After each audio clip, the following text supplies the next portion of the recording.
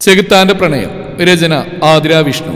അവതരണം Shahul Malayil. Editing Faisal C M Noonjeri. Sufi കയറിയ car നേരെ വന്നത് ആദ്യത്തിന്റെ ബീച്ചിനടുത്തുള്ള ഗസ്റ്റ് ഹൗസിലേക്കായിരുന്നു. അതിലുണ്ടായിരുന്ന ആളുകളെല്ലാം ഇടിച്ചൊരു പരുവമാക്കി ഡ്രൈവറെ മാത്രം കൊണ്ടാണ് സൂഫി അവിടെ എത്തിയത്. എയർപോർട്ടിൽ വെച്ച് ആദ്യത്തിനെ പിടിക്കാൻ കഴിയില്ലെന്ന് രുദ്രനും സൂര്യനും നന്നായിട്ട് അറിയാം. എയർപോർട്ടിന് വെളിയിലേക്ക് വേഷം മാറാതെ അവൻ ഇറങ്ങില്ലെന്ന് ഉറപ്പാണ്. തന്തക്ക് അന്ത്യകൂദാശ കൊടുക്കാനൊന്നല്ല അവനിപ്പോൾ തിരിച്ചു വന്നെന്ന് ഇരുവർക്കും നന്നായിട്ട് അറിയാം. അവനൊരു ലക്ഷ്യം മാത്രമേ ഉള്ളൂ. സൂഫി കയറിയ കാറിനെ പിന്തുടർന്നുകൊണ്ട് സൂര്യന്റെ റേഞ്ച് റോവർ ഉണ്ടായിരുന്നു. ഗസ്റ്റ് ഹൗസിനെ ചുറ്റി വളഞ്ഞ ഗാർഡ്സിനെയെല്ലാം സൂര്യന്റെ ഗാർഡ്സ് ഗൺ പോയിന്റിൽ നിർത്തി. രുദ്രനും സൂര്യനും സൂഫിയും കൂടി ഗസ്റ്റ് ഹൗസിനുള്ളിലേക്ക് നടന്നു. ഇതേ സമയം ഈ നീക്കങ്ങളൊക്കെ മുൻകൂട്ടി കണ്ട പോലെ ആദം കയറിയ കാറ് മീരയുള്ള മാൻഷൻ ലക്ഷ്യമാക്കി കുതിച്ചു. ഇനി നമുക്കിടയിൽ മറ്റാരും വേണ്ട മീര. ഒരിക്കൽ കൂടി നിന്നെ അറിഞ്ഞതിന് ശേഷം മരണമായാലും ഈ ചെകുത്താൻ സ്വർഗമാണ്. സൂര്യനും രുദ്രനും ഗസ്റ്റ് ഹൗസിലെത്തിയെന്ന സന്ദേശം ലഭിച്ചതും ആദം ക്രൂരമായി ഒന്ന് പുഞ്ചിരിച്ചു. മീരയെയും അവളുടെ ശരീരവും ഓർക്കെ വല്ലാത്തൊരു അനുഭൂതിയോടെ അവൻ കണ്ണുകളടച്ച് സീറ്റിലേക്ക് ചാരി കിടന്നു. മാൻഷന് പുറത്ത് വല്ലാത്ത ബഹളം കേട്ടുകൊണ്ടാണ് അൻഷ് ഗണ്ണെടുത്ത് പുറത്തേക്ക് വന്ന് 4 വാനുകളിലായി മാൻഷനകത്തേക്ക് കിടക്കാൻ ശ്രമിക്കുന്ന ഗുണ്ടാസംഘത്തെ തടയുന്ന ഗാർഡ്സ്. പബ്ലിക്കായിട്ട് ഫയറിംഗ് പാടില്ലെന്ന് സൂര്യന്റെ ഓട്ടമുള്ളതുകൊണ്ട് തന്നെ ഗാർഡ്സ് വന്നവരെല്ലാം ആയുധങ്ങളില്ലാതെയാണ് നേരിടുന്നത്. അപ്പുവിനെയും ഷൂനും ഗൗരിക്കും അന്നുവിനും കുഞ്ഞുമോനും ഒപ്പം അകത്ത് നിർത്തിയിട്ടാണ് അൻഷു പുറത്തേക്ക് വന്നത്. അതുകൊണ്ട് തന്നെ അവിടെ സേഫ്റ്റി കരുതി മാത്രം അൻഷു പുറത്തിറങ്ങുന്ന സംഘടനത്തിലേക്ക് ഇറങ്ങിച്ചെന്നില്ല. ഒരു സമയം കഴിഞ്ഞതും വന്നവരെല്ലാം വാനിൽ തന്നെ കയറി തിരിച്ചുപോയി. ഗാർഡ്സിലൊരു ടീം അവരെ പിടിക്കാനായി പുറകെയും. അൻഷിന് ആകെ മൊത്തത്തിലൊരു പന്തികേട് തോന്നി. പ്രതീക്ഷിക്കാത്ത എന്തോ സംഭവിക്കാൻ പോകുന്നു എന്ന് ആരോ ഉള്ളിലിരുന്ന് പറയും പോലെ ഏതോ ഒരു ഉൾപ്രേരണയിൽ അവൻ ഫോണെടുത്ത് സൂര്യന്റെ നമ്പറിലേക്ക് കോൾ ചെയ്തു. മാൻഷന്റെ ഗേറ്റിൽ നിന്ന് ഗാർഡ്സിനെ ഇടിച്ചു തെറിപ്പിച്ചുകൊണ്ട് ഒരു റേഞ്ച് റോവർ ഉള്ളിലേക്ക് പാഞ്ഞു വന്നതും ഒരുമിച്ചായിരുന്നു. അതിനുള്ളിൽ നിന്നും പുറത്തേക്ക് ഇറങ്ങുന്ന രൂപത്തെ അൻഷുരു ഞെട്ടലോടെ നോക്കി. അവന്റെ കയ്യിലിരുന്ന പിസ്റ്റളിൽ പിടിമുറുക്കി. ആദം. അൻഷിന്റെ ചുണ്ടുകൾ പകപ്പോടെ ആ പേര് ഉരുവിടുമ്പോൾ ഇപ്പുറം കണക്റ്റായ കോൾ ഡിസ്കണക്ട് ചെയ്യപ്പെട്ടു. തന്നെ കണ്ട് ഞെട്ടലോടെ തറഞ്ഞു നിൽക്കുന്നവനെ നോക്കി വന്യമായി പുഞ്ചിരിച്ചുകൊണ്ട് ആദാവൻ അടുത്തേക്ക് വന്നു. ഫുൾ ബ്ലാക്ക് സ്യൂട്ടിൽ ഒരു ഡെവിലിഷ് ലുക്കായിരുന്നു അവന്. തിളങ്ങുന്ന കണ്ണുകളിൽ ക്രൂരമായ ഒരു മൃഗത്തിന്റെ ക്രൗര്യം. ആദത്തിന് നേരെ പാഞ്ഞു വന്ന ഗാർഡ്സിനെയെല്ലാം അവന്റെ ആളുകൾ തടഞ്ഞു നിർത്തി. Nice to meet you captain Ayansh Vasudevayyar. Adam മനുഷ്യന് നേരെ നനുത്തൊരു പുഞ്ചിരിയോടെ വലത് കൈ നീട്ടി. ഉള്ളിൽ നുരഞ്ഞു വന്നുന്ന പകയും ദേഷ്യവും അടക്കി പിടിച്ചുകൊണ്ട് അൻഷു അവന് നേരെ കൈ ചേർത്തു. വന്നവനെ ജയിക്കാൻ ഒരു മനുഷ്യൻ മാത്രമായ തനിക്ക് ഒരിക്കലും കഴിയില്ലെന്ന് അൻഷിന് പൂർണ്ണ ബോധ്യമുണ്ട്. സൂര്യനും രുദ്രനും എത്തുന്നവരെയും അവനെ തടഞ്ഞിർത്താൻ തനിക്ക് കഴിയണമെന്ന് അൻഷാ നിമിഷം തന്ത്രപൂർവ്വം ചിന്തിച്ചു. അൻഷിന്റെ നെഞ്ച് ആഞ്ഞു മിടിക്കുന്നുണ്ട്. അകത്തുള്ള തന്റെ പ്രാണനായവൾക്ക് ഒരു പോറിൽ പോലും ഏൽക്കാൻ പാടില്ല. ആദ്യമായിട്ടാണ് നമ്മൾ തമ്മിൽ കാണുന്നത് അല്ലേ അയാൻഷ്? നിനക്കെന്താ വേണ്ട? അതിന് മറുപടി അറിയാതെ അൻഷ അവനെ മറ്റൊരു ചോദ്യത്തോടെ നോക്കി. എന്തൊരു ചോദ്യമാണ് ക്യാപ്റ്റൻ? അമൂല്യമായൊരു നിധി സൂക്ഷിച്ചു വെച്ച ഭൂതമല്ലേ താൻ? 2 ചെകുത്താന്മാർ കൂടി കാവൽ നിൽക്കുന്ന ഒരു മാലാഖ പെണ്ണകത്തില്ലേ? I want Har. വല്ലാത്തൊരു ഭാഗത്തോടെ പറയുന്നവനെ കാണെ അൻഷിന്റെ മുഷ്ടിയിലുണ്ട്. അവളെ എനിക്ക് വേണം ക്യാപ്റ്റൻ. ഇത്രയും ദൂരം താണ്ടി സ്വന്തം ജീവൻ തന്നെ പണം വെച്ച് ഞാൻ എത്തിയത് അവൾക്ക് വേണ്ടി മാത്രമാണ്. ആദം ആദ്യമായിട്ടറിഞ്ഞ പെണ്ണുടൽ തേടി. അടുത്ത നിമിഷം അൻഷ അവന് മുഷ്ടിയുരുട്ടി ആഞ്ഞൊന്ന് പഞ്ച് ചെയ്തു. അതിൽ കൂടുതൽ കേട്ട് നിൽക്കാനുള്ള ക്ഷമയൊന്നും അവനില്ലായിരുന്നു. പക്ഷെ അത്രയും ശക്തിയിൽ പഞ്ച് ചെയ്തിട്ടും അതിന്റെ യാതൊരു ചലനവുമില്ലാതെ നിൽക്കുന്നവനെ കാണെ അൻഷിന് ശരിക്കും പേടി തോന്നി. അതും അപ്പുവിനെ കുറിച്ച് ഓർത്ത് മാത്രമായിരുന്നു. അൻഷിനെ നോട്ട് അടഞ്ഞിടക്കുന്ന മാൻഷന്റെ മെയിൻ ഡോറിലേക്ക് പാഞ്ഞതും ആദത്തിന്റെ ചുണ്ടിൽ ആരെയും ഭയപ്പെടുത്തും വിധമുള്ള ഒരു പുഞ്ചിരി തെളിഞ്ഞു.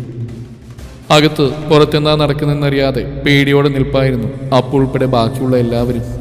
ചേച്ചി, എന്റെ ഏട്ടൻ, അപ്പു പേടിയോടെ പറഞ്ഞു. ഗൗരി അവളെ ചേർത്ത് പിടിച്ചുകൊണ്ട് ഫോണെടുത്ത് സൂര്യന്റെ നമ്പറിലേക്ക് കോൾ ചെയ്ത് നോക്കി.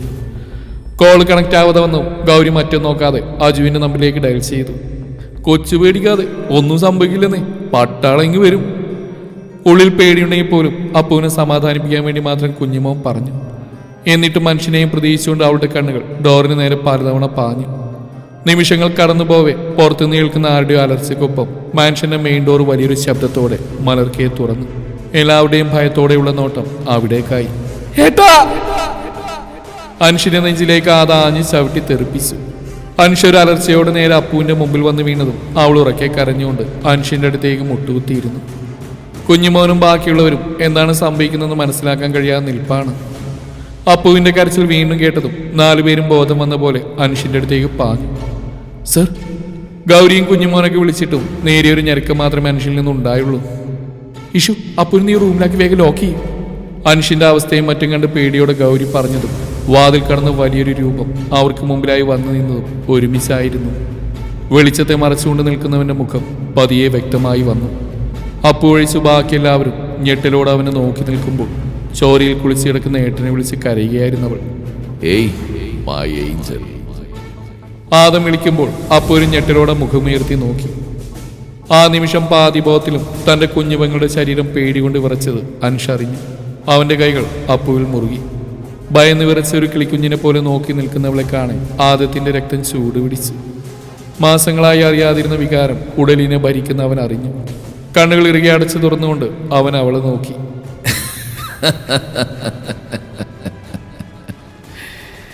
ഇന്നൊരു മാറ്റവും ഇല്ലല്ലോ മീര. പേടിച്ചു വിറച്ച് ഇന്ന് നീ എന്നെ വല്ലാതെ മോഹിപ്പിക്കുന്നു പെണ്ണേ. അൻഷിന്റെ അരികിൽ നിന്ന് അവളെ പറിച്ചെടുക്കും പോലെ പിടിച്ചു വലിച്ച് ദേഹത്തേക്ക് അടുപ്പിച്ചുകൊണ്ട് അവൻ അവിടെ ഗന്ധ ആഞ്ഞു ശ്വസിച്ചു. കുഞ്ഞുമോൻ അവന് നേരെ ചെല്ലാനൊരുങ്ങിയതും ആദത്തിന്റെ ആളുകൾ വന്ന് അവനെയും ഗൗരിയെ അനുവിനെയും യേശുവിനെയും പിടിച്ച് ഗൺ പോയിന്റിൽ നിർത്തി. അപ്പു കരച്ചിലോടെ ആദത്തിന്റെ കയ്യിൽ നിന്ന് കുതിരിമാറാൻ ശ്രമിച്ചുകൊണ്ടിരുന്നു. അൻഷ് നിലത്തുനിന്ന് എഴുന്നേൽക്കാൻ ശ്രമിച്ചെങ്കിലും അവനതിന് കഴിഞ്ഞില്ല. പെൺപിള്ളേരെല്ലാം കരയുന്നുണ്ട്. പിടക്കാതെ മീര, ഞാനല്ലേ എത്രമാത്രം കൊതിച്ചതാ ഇതുപോലൊരു ദിവസം. നിനക്ക് ചുറ്റുമുള്ള എല്ലാത്തിനെയും തടവിലിട്ട് നിന്നെ നേടാൻ പോകുന്ന ദിവസം. അവളിലേക്ക് മുഖം അടുപ്പിച്ചുകൊണ്ട് അവൻ പറഞ്ഞതും മീര മുഖം വെട്ടിച്ചു മാറ്റി. എങ്കിലും അവനെ പോലെ ഒരാളുടെ കയ്യിൽ നിന്ന് കുതിരിമാറാൻ പോലും അവൾക്ക് കഴിഞ്ഞില്ല. അവളെ വിടാതെ, അവൾക്ക് എന്തെങ്കിലും സംഭവിച്ചാ പിന്നെ നീ ജീവനോടെ ഉണ്ടാവില്ല. അൻഷ കാഴ്ച കാണാൻ കഴിയാത്ത പോലെ ഉറക്കാലറിക്കൊണ്ട് പറഞ്ഞതും ആ കൈക്കുള്ളിൽ മീരയെ ഒതുക്കി പിടിച്ച് മറുകൈ കൊണ്ടാവും പിസ്റ്റൾ എടുത്ത് അൻഷിന് നേരെ നീട്ടി. ഏട്ടനൊന്നും ചെയ്യല്ലേ? അപ്പു കരഞ്ഞുകൊണ്ട് അവന്റെ കയ്യിൽ പിടുത്തമിട്ടതും ആദ അവളെ ചിരിയോടെ നോക്കി. ഒന്നും ചെയ്യില്ല മീര, ഒന്നും ചെയ്യില്ല. നീ പറഞ്ഞ ആരെയും ഞാൻ ഒന്നും ചെയ്യില്ല. അവളോടുള്ള ആസക്തി മുഴുവൻ വാക്കുകളിൽ നിറച്ചുകൊണ്ടാവും പറഞ്ഞു. ഒരിക്കൽ ഞാൻ നിന്നെ വാൺ ചെയ്തതാ, എന്നെ അല്ലാതെ മറ്റാരെയും നീ ഹൃദയത്തിലേറ്റാൻ പാടില്ലെന്ന്. എന്നിട്ട് നീ അതനുസരിച്ചില്ല. വർഷം ഇത്രയും കാത്തിരുന്ന എന്നെ നീ വിഡ്ഢിയാക്കി. അവന് നീ നിന്റെ പ്രണയം നൽകി അല്ലേ? അടുത്ത നിമിഷം തീർത്തും മറ്റൊരാളെ പോലെയായിരുന്നു അവന്റെ സംസാരവും ഭാവവും ഒക്കെ. മനുഷ്യനാണോ ചെകുത്താനാണോ എന്നൊന്നും മനസ്സിലാക്കാൻ പറ്റാത്ത വിധം മീര പേടിയോടെ അവനെ നോക്കി. ബാക്കിയുള്ളവരുടെ അവസ്ഥ അത് തന്നെയാണ്. അവൻ അഭിനയിച്ചു ഫലിപ്പിച്ച ഏതോ കഥാപാത്രത്തെ അനുസ്മരിപ്പിക്കും വിധമായിരുന്നു ആദത്തിന്റെ പ്രകടനം. നീ ഒരു കഥ കേട്ടിട്ടില്ലേ മീര? Beauty and beast. ബീസ്റ്റിനെ പ്രണയിച്ച സുന്ദരിയായ പെൺകുട്ടിയുടെ കഥ. നിന്നെ കോളേജിൽ വെച്ച് കണ്ടപ്പോൾ എനിക്ക് ആ കഥയാണ് ഓർമ്മ വന്നത്. എന്നെ ഒരുപാട് മോഹിപ്പിച്ച പെൺകുട്ടി. അവളുടെ കഴുത്തിലേക്ക് അവൻ മുഖം പൂഴ്ത്താൻ ഒരുങ്ങിയതും പുറകിൽ നിന്ന് കിട്ടിയ ചവിട്ടിൽ ആദത്തിന്റെ ശരീരം ഒന്ന് ഉലഞ്ഞുപോയി. അവന്റെ കൈ മീരയിൽ നിന്നൊന്ന് അയഞ്ഞ അടുത്ത നിമിഷം തന്നെ അജുവളെ വലിച്ച് നെഞ്ചിലേക്ക് ഒതുക്കി പിടിച്ചുകൊണ്ട് ആദ്യത്തെ പകയോടെ നോക്കി. വന്നത് അജുവാണെന്നറിഞ്ഞതും അപ്പു ഉറക്കെ കരഞ്ഞുകൊണ്ട് അവൻ ഇറുകെ പിടിച്ചു. മീരയെ ചേർത്ത് പിടിച്ച് വലിഞ്ഞു മുറുകിയ മുഖവുമായി നിൽക്കുന്ന അജുവിനെ കാണാൻ ആദത്തിന്റെ മുഖവും വന്യമായി. അജുവിന്റെ കൈക്കുള്ളിൽ ഒതുങ്ങിയ മീരയെ കാണും തോറും അവന്റെ മുഷ്ടിയിലുണ്ട്. പതിയെ അവന്റെ ചുണ്ടിൽ ക്രൂരമായ പുഞ്ചിരി വിരിഞ്ഞു. മീര മുഴങ്ങുന്ന പോലെയുള്ള അവന്റെ ശബ്ദം. അപ്പുവിന്റെ ഉടലിന്റെ വിറയിൽ അജു നന്നായി അറിഞ്ഞു. നീയായിട്ട് എൻ്റെ കൂടെ വന്ന നിന്റെ ഏട്ടന്മാർ ജീവനോടുണ്ടാവും, മറിച്ചാണെങ്കിൽ. ആദം പറഞ്ഞുകൊണ്ട് അടുത്ത് നിൽക്കുന്ന ഗൗരിയെ പിടിച്ചു വെച്ച് അവന്റെ ഗാർഡിനെ നോക്കി. അടുത്ത നിമിഷം എല്ലാവരെയും ഞെട്ടിച്ചുകൊണ്ട് ആദത്തിന്റെ വലത് കൈ അയാളുടെ ഹൃദയം തുളച്ചു കയറി. അജു അൻഷു അടക്കം എല്ലാവരും തറഞ്ഞു നിന്നുപോയി. അപ്പു വിറച്ചുകൊണ്ട് ആദത്തെ നോക്കി. അവിടെ ശ്വാസം പോലും നിലച്ചതുപോലെ, വായിച്ചു മറന്ന കഥകളിലെ രാക്ഷസനെ നേരിട്ട് കണ്ടതുപോലെ എല്ലാവരും നടുങ്ങി. തീർത്തും നിശബ്ദമായ ഹാളിൽ അയാളുടെ അലർച്ച മുഴങ്ങി. നെഞ്ചിലേക്ക് അവന്റെ കൈകൾ ആഴുന്ന ശബ്ദവും ധമനികൾ പിഴുതെടുക്കുന്ന ശബ്ദവും അവർ കേട്ടു. അയാളുടെ ഹൃദയം വലിച്ചു പുറത്തെടുത്ത് അപ്പുവിന്റെ കാൽ കീഴിലേക്ക് ഇട്ടതും അവൾ അലറിക്കരഞ്ഞു. അവൾ അലറിക്കരഞ്ഞുകൊണ്ട് ആ കാഴ്ച കാണാനാവാതെ അജുവിന്റെ നെഞ്ചിൽ മുഖമമർത്തി. പെൺപിള്ളേരെല്ലാവരും കരയുന്നുണ്ട്.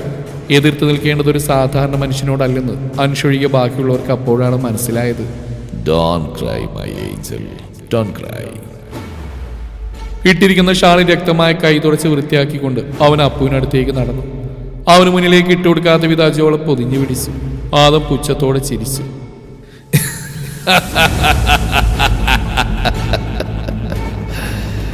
It's a demo. ഇനി നടക്കാൻ പോകുന്നത് എന്താണെന്ന് എൻ്റെ മീരയ്ക്ക് ഞാൻ വെറുതെ ഒന്ന് കാണിച്ചു തന്നതാണ്. ആദം ഉറക്കെ ചിരിച്ചു. അപ്പു ചെവിയടക്കം പൊത്തിപ്പിടിച്ചുകൊണ്ട് പതുങ്ങിപ്പോയി. യു ഹാവ് ടു ഓപ്ഷൻ വേ.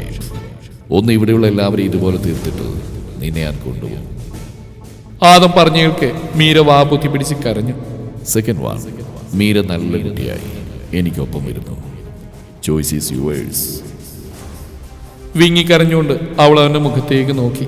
ഞാൻ ജീവനോടെ ഇരിക്കുമ്പോൾ നിനക്ക് അവളെ കൊണ്ടുപോകാൻ കഴിയില്ല ആദം. അജു അപ്പുവിനെ ആദത്തിന്റെ ദൃഷ്ടിയിൽ നിന്നും പൂർണ്ണമായും മറച്ചുകൊണ്ട് അവൾക്ക് മുന്നിലേക്ക് കയറി നിന്നു. അപ്പു അങ്ങേയറ്റം ദയനീയമായി ആദത്തെ നോക്കി. അവന്റെ കണ്ണിൽ ആ നിമിഷവും തീവ്രമായ മോഹമല്ലാതെ മറ്റൊന്നും അവൾക്ക് കാണാൻ കഴിഞ്ഞില്ല. മീര എന്തു പറയുന്നു? അവളൊന്നും പറയില്ല. എന്റെ കുഞ്ഞുമണി നിനക്ക് ഞാൻ വരാം. അജു പറഞ്ഞു പൂർത്തിയാക്കുന്നതിന് മുമ്പ് അപ്പുവിന്റെ ശബ്ദമുയർന്നു. അജു അൻഷോടൊക്കെ എല്ലാവരും ഞെട്ടിയപ്പോൾ ആദത്തിന്റെ കണ്ണുകൾ പോലും അവിടെ ആ മറുപടിയിൽ പുഞ്ചിരിച്ചു. മോളെ വേണ്ട. അൻഷു അജുവോളെ തടയാൻ ശ്രമിച്ചു. ഗൗരി, ഈഷു, അന്നുവും കുഞ്ഞുമോനും എല്ലാം കരയുന്നുണ്ട്. ജീവൻ കൊടുത്തും അവളെ രക്ഷിക്കാൻ അവർ ഒരുക്കമാണ്. വേണ്ട അപ്പു, ഞങ്ങൾ കൊന്നോട്ടെ. എന്നാലും നിന്നെ പോകാൻ ഞങ്ങൾ സമ്മതിക്കില്ല. അന്നു കരഞ്ഞുകൊണ്ട് പറഞ്ഞിട്ടും അപ്പുവിന്റെ നോട്ടം മുഴുവൻ ആദത്തിലായിരുന്നു. ചുറ്റുമുള്ളവരൊക്കെയും പറയുന്നതൊന്നും അവൾ കേൾക്കാൻ കൂട്ടാക്കിയില്ല. രുദ്രനോ സൂര്യനോ വരാതെ ഒരിക്കലും ഈ ചെകുത്താനെ തടയാൻ കഴിയില്ല. അപ്പുവിന്റെ കണ്ണുകൾ തോരാതെ പെയ്തു. വേദനയോടെ അപ്പു അൻഷിനെയും അജുവിനെയും നോക്കി. തന്നെ സംരക്ഷിക്കാൻ കഴിയാതെ പോകുന്നില്ല എന്നുള്ള സങ്കടവും ദേഷ്യവും നിസ്സഹായതയും യാചനയും എല്ലാം അവരുടെ മുഖത്ത് അവൾ കണ്ടു. കണ്ണുകൾ അമർത്തി തുടച്ചവൾ ആദത്തിനരിയിലേക്ക് നടന്നതും അജു അവളുടെ കയ്യിൽ മുറുകെ പിടിച്ചു. അൻഷ് തന്നാലാവും വിധം നിലത്തിൽ നിന്ന് എഴുന്നേൽക്കാൻ ശ്രമിച്ചു. എനിക്കൊന്നും പറ്റില്ല ഏട്ടാ, അവര് വരും പറയുമ്പോൾ അവളുടെ മനസ്സിൽ അത്രയും വിശ്വാസമുണ്ടായിരുന്നു. അപ്പോൾ അജുവിന്റെ കൈകൾ ബലമായി തന്നിൽ നിന്ന് പിടിച്ചു മാറ്റിക്കൊണ്ട് ആദത്തിന്റെ അടുത്തേക്ക് ചെന്നു. ഒരിക്കലും അവളെ അവന് മുമ്പിൽ ഇട്ടുകൊടുക്കില്ലെന്ന് പറഞ്ഞിട്ട് ഇന്ന് ഈ നിമിഷം അവൻ കൊണ്ടുപോകുമ്പോൾ അത് നിസ്സഹായനായി കണ്ടു നിൽക്കേണ്ടി വരുന്ന തന്റെ അവസ്ഥയോർത്ത് അൻഷു ഉറക്കെ അലറി കരഞ്ഞുപോയി. അവന്റെ കരച്ചിൽ കേട്ടെങ്കിലും അപ്പു തിരിഞ്ഞു നോക്കാൻ നിന്നില്ല. തനിക്ക് വേണ്ടി അവനിങ്ങനെ കരയുന്ന കാണാൻ അവൾക്ക് വയ്യ. മുന്നോട്ടൊരടി ചലിക്കാതെ നിൽക്കുന്നവളുടെ കയ്യിൽ ബലമായി പിടിച്ചു വലിച്ചുകൊണ്ട് ആദം വാതിൽ കടന്ന് പുറത്തേക്ക് ഇറങ്ങിയതും അജു തനിക്ക് നേരെ ഗൺ പോയിന്റ് ചെയ്ത് നിൽക്കുന്ന ഗാർഡിന്റെ കയ്യിൽ നിന്ന് തോക്ക് പിടിച്ചു വാങ്ങി അയാൾക്ക് നേരെ ചൂണ്ടി. അടുത്ത നിമിഷം ഒട്ടും ചിന്തിച്ച് നിൽക്കാതെ തന്നെ അവൻ അയാളുടെ തലയിലേക്കും ഷൂട്ട് ചെയ്തു. അയാൾ നിലംപതിച്ചതും ബാക്കിയുള്ളവർക്ക് നേരെ അത് തന്നെ ആവർത്തിച്ചു. അവർക്കൊന്നും നടക്കുന്ന എന്താണെന്ന് ചിന്തിക്കാനുള്ള ഗ്യാപ്പ് പോലും അജു കൊടുത്തില്ല. ആദ്യമായി കാണുന്ന അജുവിന്റെ ആ ഭാവത്തിൽ ഗൗരി അടക്കം എല്ലാവരും ഞെട്ടി. അൻഷ്!